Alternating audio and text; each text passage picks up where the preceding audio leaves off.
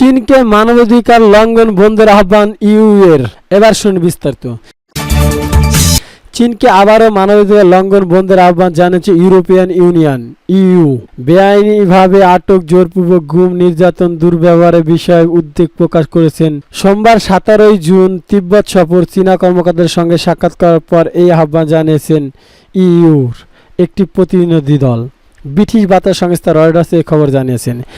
একটি বিবৃতিতে চীনের মানবাধিকার পরিস্থিতি নিয়ে উদ্বেগ প্রকাশ করেছেন ইইউ, যেখানে দেশটির জিনজিয়াং, তিব্বত, হংকংয়ের মানবাধিকার পরিস্থিতি খুবই গুরুত্বপূর্ণ অভিহিত করেছেন।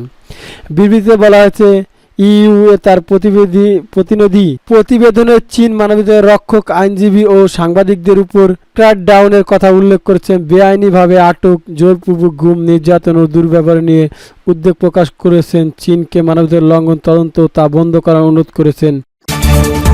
যুক্তরাষ্ট্রের জর্জিয়া একটি বাড়িতে আগুনে পুড়ে 6 জন নিহত।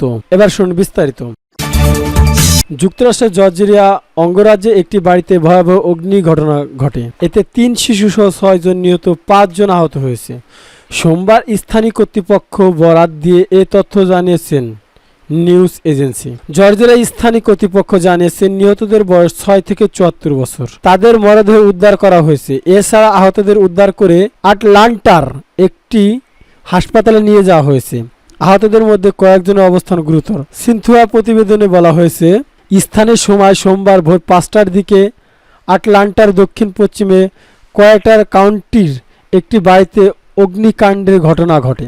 খবর পাওয়া মাত্র ফায়ার সার্ভিসের কর্মীরা দ্রুত ঘটনাস্থলে পৌঁছায়। কিভাবে অগ্নিকাণ্ডের সূত্রপাত তা এখনও জানা যায়নি। অগ্নিকাণ্ডের সময় বাড়িতে 11 জন বাসিন্দা ছিল বলে জানা গেছে।